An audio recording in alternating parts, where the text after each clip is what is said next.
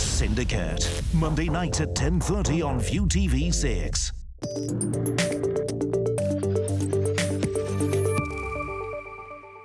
And staying with us, in Brazil, President Michel Temer is facing mounting pressure to step down as protesters set fire to buses and clashed with police amid the nation's first general strike in more than 20 years. Nathan Frandino reports.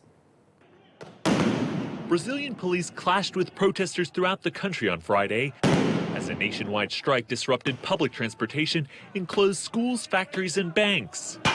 The 24-hour strike targeted President Michel Temer's austerity measures. His proposed reforms would set a minimum age for retirement and reduce payouts. Many workers currently retire with full benefits in their 50s. In Rio de Janeiro, strikers brought the airport to a standstill, forcing major delays. Union workers say they're also fighting a bill that would weaken labor laws by relaxing restrictions on outsourcing and temporary contracts. The government argues the reforms are needed to pull Brazil out of its worst recession on record. Brazil also faces a swelling budget deficit, record unemployment, and an economy in need of modernization. Elsewhere in Rio, protesters blocked major highways and bridges.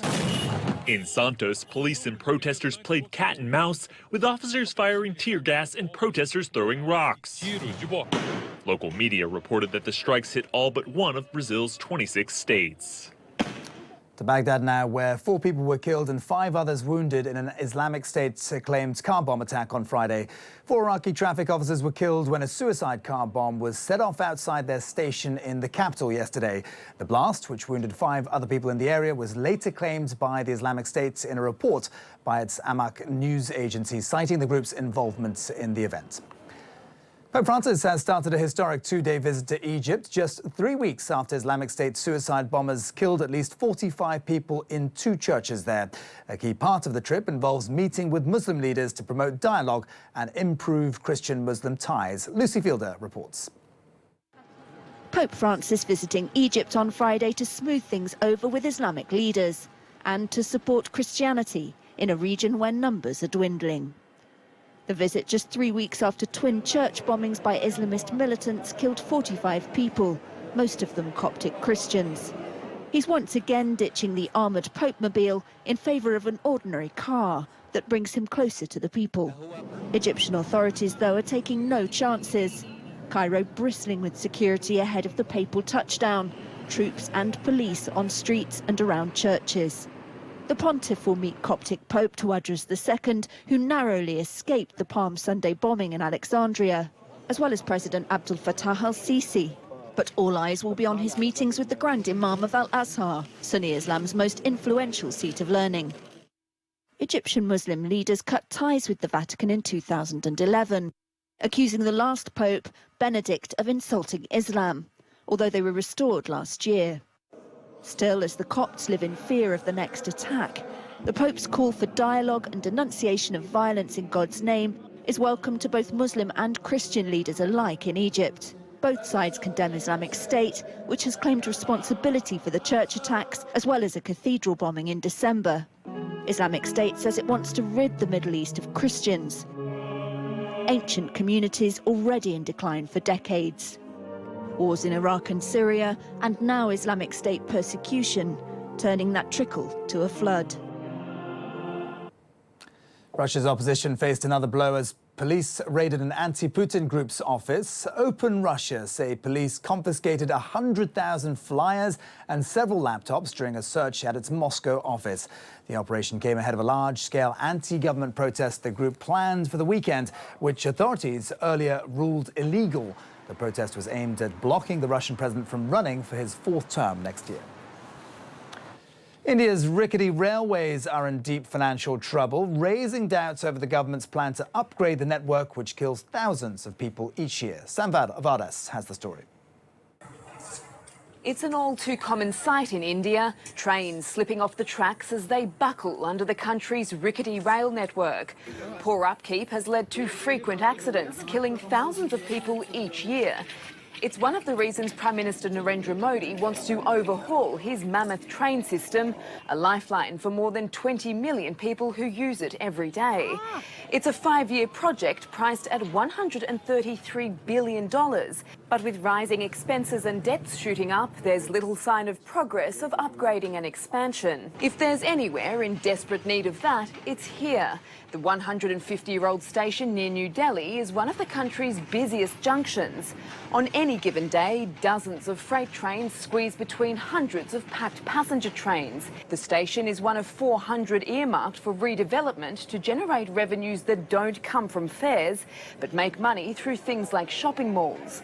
2 years later, though, the project is yet to get off the ground.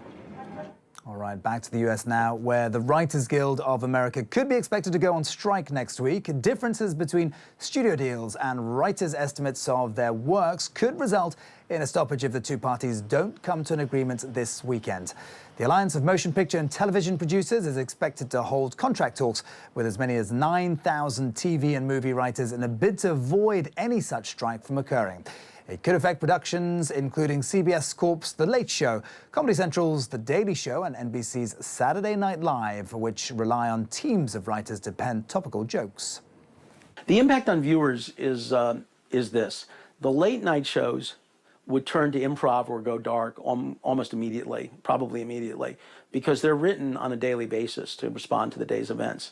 Saturday Night Live, which has, I think, a few weeks left to go, would also go dark. Hard to imagine those shows not airing in the US. Anyway, time now for a look at the latest from the world of sports.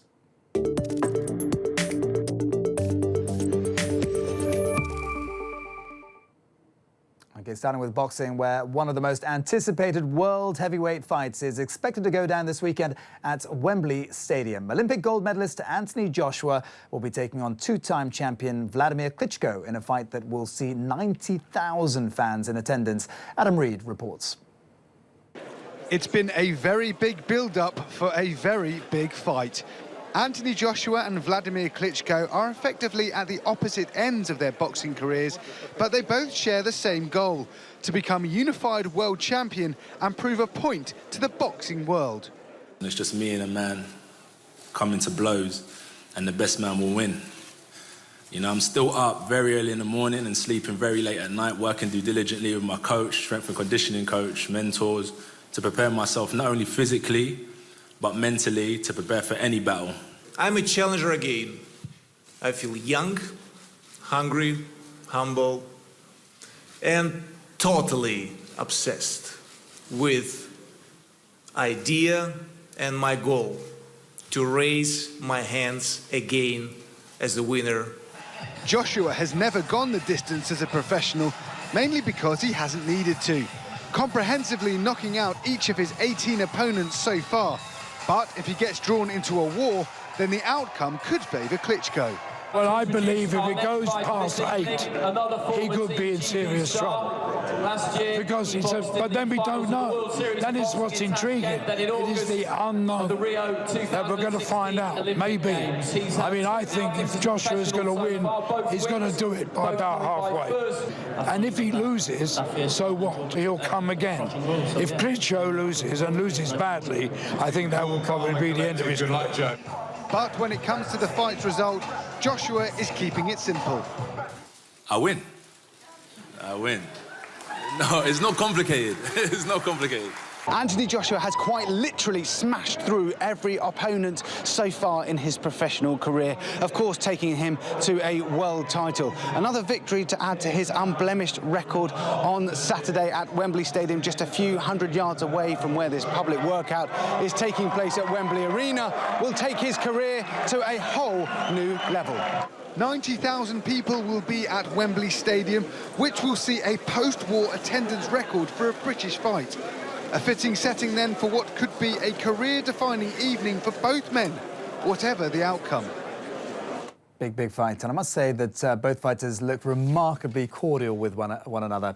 Anyway, finally, teams of cheerleaders from around the world put their best routines on display at the World Cheerleading Championships. Teams of men, women, girls and boys from 63 countries took part in a range of competitions at the energetic event in Florida. The International Olympic Committee last year gave the International Cheer Union 3 years to show they belong at the Olympic Games, but they'll not be at the 2020 Tokyo Games. All right, well, some remarkable athletes there as well. Anyway, that's it from me for now. Do join us for The Late Show at around 11:30. Bye-bye for now.